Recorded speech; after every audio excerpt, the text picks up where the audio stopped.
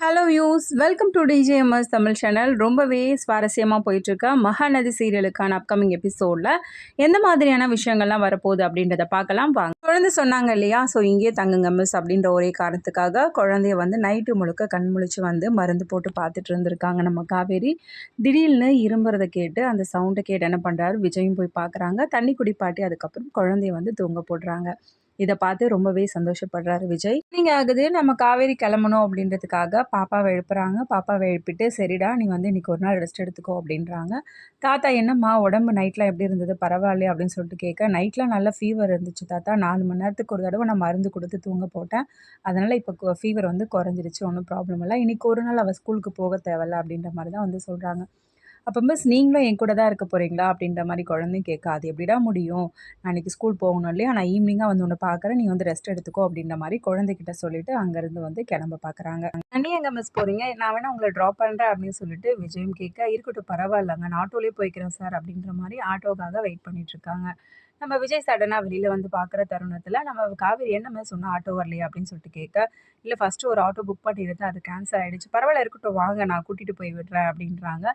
இல்லை இன்னொரு auto book பண்ணியிருக்கேன், அது இன்னும் கொஞ்சம் நேரத்தில் வந்துடும், ஒன்றும் பரவாயில்ல, அது வரைக்கும் ஏங்க இங்கேயே வெயிட் பண்ணிட்டு இருக்கீங்க, உள்ளே வந்து உட்காருங்க அப்படின்ற மாதிரி விஜய் சொல்ல, இல்லை பரவாயில்ல இருக்கட்டும்ங்க அப்படின்ற மாதிரி 2 பேருக்கும் ஒரு கான்வர்சேஷன் வந்து பேசிகிட்டு இருக்க தொடங்குறாங்க. நமக்கு உடம்பு சரியில்லை அப்படின்ற மாதிரி உங்கள் கிளாஸில் வேறு எந்த ஸ்டூடெண்ட்க்கும் உடம்பு சரியில்லை, நீங்கள் இப்படி தான் போய் தங்கிட்டு இருப்பீங்களா அப்படின்னு சொல்லிட்டு விஜய் கேட்க, அப்படிலாம் ஒன்றும் கிடையாது, என்னை பொறுத்தவரையிலும் அம்மு எனக்கு ரொம்ப ஸ்பெஷல் தான் அப்படின்ற மாதிரி ஒத்துக்கிறாங்க.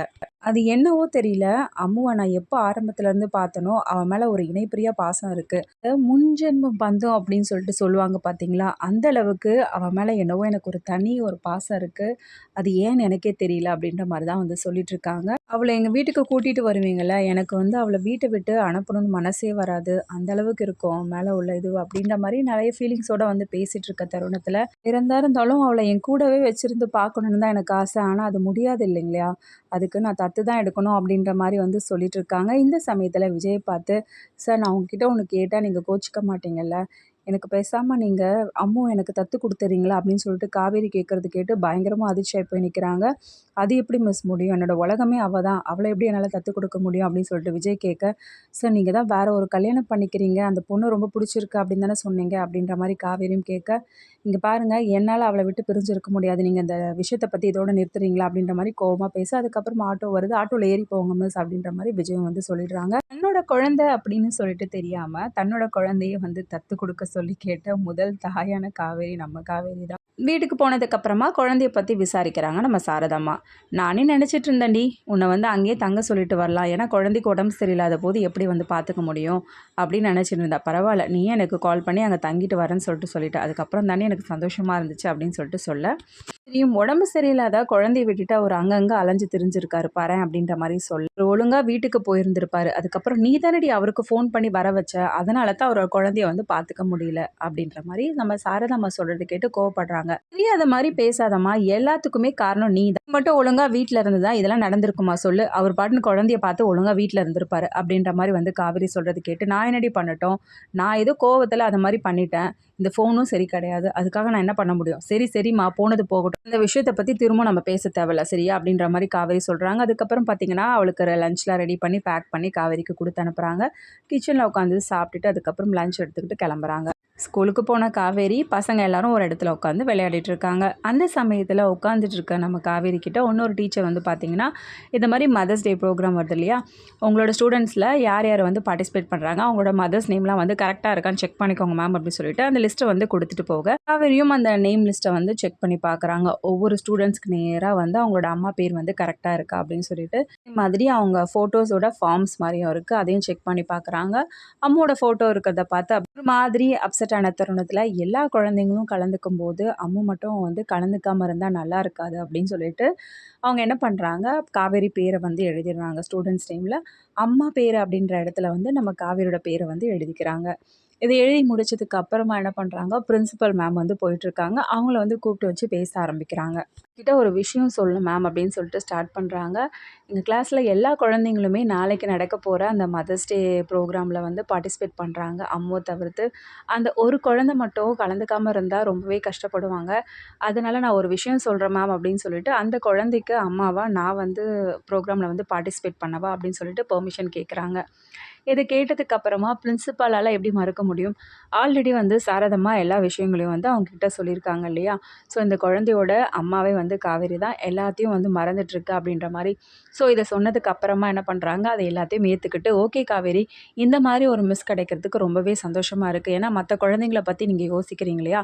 நீங்களே வந்து அந்த குழந்தையோட அம்மாவை வந்து கலந்துக்கிட்டு இங்க அப்படின்ற மாதிரி பிரின்சிபல் மேம் சொல்கிறது கேட்டு காவேரியும் ரொம்ப சந்தோஷப்படுறாங்க. ரொம்ப நன்றி மேம் அப்படின்னு சொல்லிட்டு இந்த சந்தோஷத்தோட வீட்டுக்கு கூட போகாத காவேரி உடனடியாக என்ன பண்ணுறாங்க, குழந்தைய பார்க்கறதுக்காக விஜய் வீட்டுக்கு வராங்க.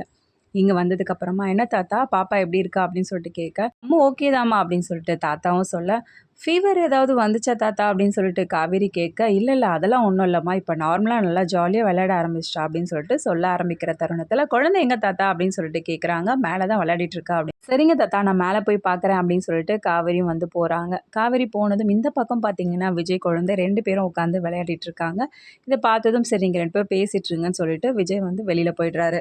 காவேரி மிஸ்ஸை பார்த்ததும் நம்ம குட்டி காவேரி என்ன பண்ணுறாங்க, அப்படி போய் அணைச்சிக்கிறாங்க மிஸ் அப்படின்னு சொல்லிட்டு, இப்போ ஓகேவாடா உனக்கு, இப்போ நார்மல் ஆகிட்டியா அப்படின்ற மாதிரி விசாரிக்க ஆரம்பிக்க, நான் நல்லாயிட்டேன் மிஸ், எனக்கு ஒரு பிரச்சனையும் இல்லை, எனக்கு சரியாயிடுச்சு உடம்பு அப்படின்ற மாதிரி குழந்தையும் வந்து சொல்ல, சரி அப்போ நாளைக்கு நீ அழகாக வந்து ஜாலியாக ஸ்கூலுக்கு வரலாமே அப்படின்ற மாதிரி காவேரி சொல்ல, எல்லாரும் அவங்களோட அம்மாவோட வருவாங்க, நான் மட்டும் எப்படி மிஸ் அப்படின்ற மாதிரி குழந்தை சொல்ல, அதெல்லாம் நீ ஒன்றும் நினைக்காதடா, எல்லாத்தையும் நம்ம பார்த்துக்கலாம், நாளைக்கு நீ கண்டிப்பாக ஸ்கூலுக்கு வரணும் அப்படின்னு சொல்லிட்டு குழந்தைகிட்டயும் சொல்லி ஆறுதலாக பேசி விஜய் கிட்ட போயிட்டு இந்த விஷயத்தை பற்றி வந்து பேச ஆரம்பிக்கிறாங்க. விஜய் நாளைக்கு எல்லா குழந்தைங்களும் தன்னோட அம்மாவோட வந்து நிற்கும்போது அம்மு மட்டும் அம்மா இல்லாமல் வந்தால் அவன் மனசு ரொம்பவே கஷ்டப்படும், அதனால் வேண்டாங்க அப்படின்ற மாதிரி தான் வந்து சொல்கிறாரு நம்ம விஜயும்.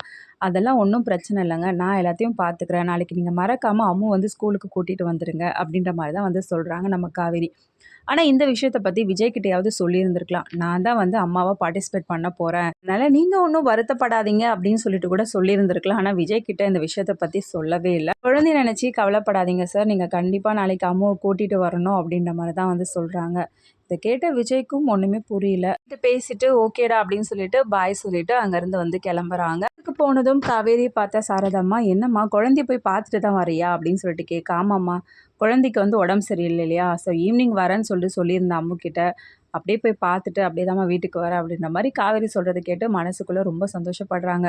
பரவாயில்லையேடி குழந்தைய பார்க்கறதுக்காக அப்படியே போயிட்டு பார்த்துட்டு வரேன் அப்படின்ற மாதிரி சந்தோஷப்பட, என்னம்மா உடம்பு சரியில்லாத குழந்தைய விட்டுட்டு வந்தேன், அதனால அப்படியே போய் பார்த்துட்டு வந்தேன், இப்போ என்ன அப்படின்ற மாதிரி காவேரியும் கேட்க, ஐயோ நான் ஒன்றும் சொல்லவே இல்லையேடி, இப்போ எதுக்காக நீ இவ்வளோ கோவப்படுற அப்படின்றோடு சாரதாம்மா வந்து பேச ஆரம்பிக்கும். இன்னைக்கு ஒரு விஷயம் பண்ணியிருக்கம்மா அப்படின்னு சொல்லிட்டு சொல்ல, என்னடி அப்படின்னு சொல்லிட்டு சாரதாம்மாவும் கேட்க, இல்லைம்மா நாளைக்கு எங்கள் ஸ்கூலில் வந்து மதர்ஸ் டே ப்ரோக்ராம் வந்து நடக்குது, எல்லா குழந்தைங்களும் தன்னோட அம்மாவோட வருவாங்க, அம்மு மட்டும் வராமல் இருந்தால் நல்லா இருக்காது இல்லையா, ஸோ அதனால் அம்மாவோட பேரும் நான் கொடுத்துருக்கேன், அம்மான்ற இடத்துல என்னோட பேரை கொடுத்துருக்கம்மா அப்படின்னு சொல்கிறது கேட்டு அப்படியே வந்து அதிர்ச்சியாக போய் நிற்கிறாங்கம்மா சாரதாம்மா, என்னடி சொல்கிற உண்மையாலுமேவா அப்படின்னு சொல்லிட்டு, ஆமாம்மா எல்லாருமே கலந்துக்கும் போது அம்மு மட்டும் கலந்துக்கலாம், அவன் மனசு ரொம்பவே கஷ்டப்படும் இல்லையா, அதனால் அம்முக்காக நான் தான் வந்து பேர் கொடுத்துட்ருக்கேன், இந்த விஷயத்தை பற்றி நான் பிரின்சிபல் மேம்கிட்டையும் பேசிட்டேன், அவங்களும் வந்து ஓகே சொல்லிட்டாங்க அப்படின்றத வந்து சொல்கிறது கேட்டு ரொம்ப வந்து சந்தோஷப்படுறாங்க நம்ம சாரதாம்மா. அவங்களுக்கு நன்றியும் சொல்கிறாங்க. ஒரு வழியாக அம்மா பொண்ணை சீக்கிரமாக வந்து சேர்த்து வச்சுட்டா இதை விட சந்தோஷம் வேறு ஒன்றும் இல்லை அப்படின்னு சொல்லிட்டு அந்த சந்தோஷத்தோட நம்ம யமுனா கங்கா 2 பேருக்கும் வந்து கால் பண்ணி விஷயத்த சொல்கிறாங்க. அவங்களும் இதை கேட்டு ரொம்ப சந்தோஷப்படுறாங்க. அடுத்ததாக விஜய் தம்பிக்கு இந்த விஷயம் தெரியுமா என்னன்னு தெரியலையே அப்படின்னு சொல்லிட்டு விஜய் தம்பிக்கு கால் பண்ணி வந்து பேசுகிறாங்க. உடனே வந்து விஜயும் பார்த்தீங்கன்னா, அத கேட்டுட்டு என்னத்த சொல்கிறீங்க? அதனால தான் வந்து நாளைக்கு அம்மு வந்து ஸ்கூலுக்கு அனுப்பி வைக்க சொல்லியிருந்தாளா காவேரி? ஆனா இந்த விஷயத்த பத்தி என்கிட்ட ஒரு வார்த்தை கூட சொல்லவே இல்ல அத்த. நான் தான் கலந்துக்க போறேன். நாங்க 2 பேரும் சேர்ந்து தான் பார்ட்டிசிபேட் பண்ண போறோம்னு சொல்லிட்டு சொல்லவே இல்ல அத்த. அப்படின்ற மாரி தான் வந்து விஜய் வந்து சொல்றாரு.